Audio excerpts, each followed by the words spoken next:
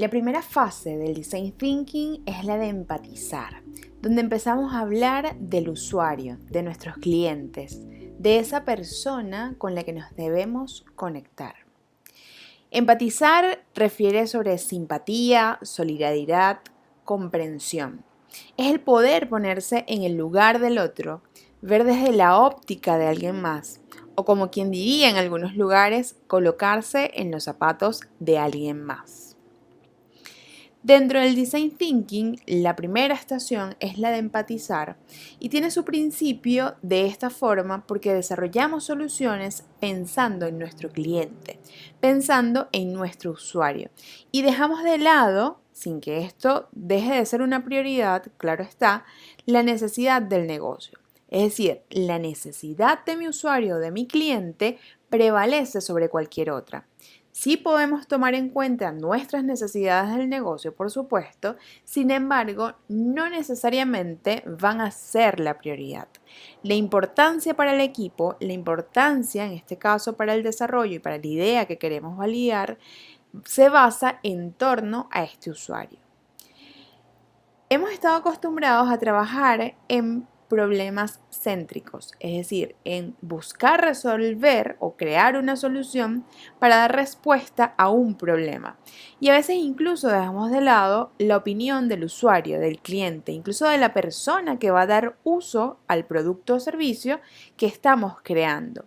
Nos enfocamos netamente en el problema. Cuando hablamos del Design Thinking, de la fase de empatizar, empezamos a solucionar en función de nuestro cliente. Es decir, estamos creando productos y soluciones clientes céntricos, enfocados en dar respuesta a un cliente o un usuario. E incluso tenemos otro nivel que no necesariamente se conecta con el Design Thinking, pero sí con una gran necesidad de la actualidad, que son soluciones impactocéntricas, donde nos enfocamos en generar un impacto positivo teniendo en cuenta, si bien a nuestro cliente y por supuesto resolviendo un problema, pero en conjunto podemos dar solución teniendo una vista un poco más amplia de lo que es o lo que era anteriormente un problema.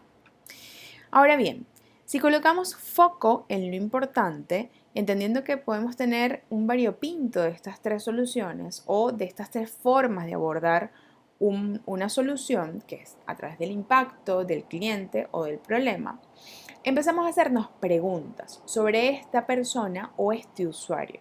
Empezamos a darle características. Necesitamos en principio saber quién es, dónde está, cuándo hace las cosas que hace, cómo las hace. De esta forma empezamos a entender que ese número que anteriormente para nosotros era parte de un market fit, que era parte de nuestro mercado objetivo, ahora tiene nombre, tiene apellido, tiene características. Esto es necesario para poder generar soluciones en torno a él.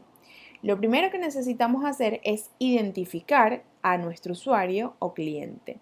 ¿Quién o quiénes son esas personas a quienes vamos a dar un producto o servicio? El segundo paso es conocerlos. Si bien ya identificamos quién o quiénes son estas personas, empezamos entonces a entender cuáles son las características de sí, describiendo atributos sociales, demográficos, económicos, entendiendo sus gustos, sus necesidades e incluso cuáles son sus motivaciones. Una vez que ya los tenemos identificados y que ya los conocemos un poco más, necesitamos ahondar en esa necesidad, buscar el entendimiento de cuál es la necesidad, el problema o incluso la fricción que está presentando esta persona o personas para entender entonces desde la óptica de ese grupo cómo vamos a resolver el problema. La vía correcta para conectar es fácil, la podemos tener en tres simples pasos. La primera, desglosar la necesidad.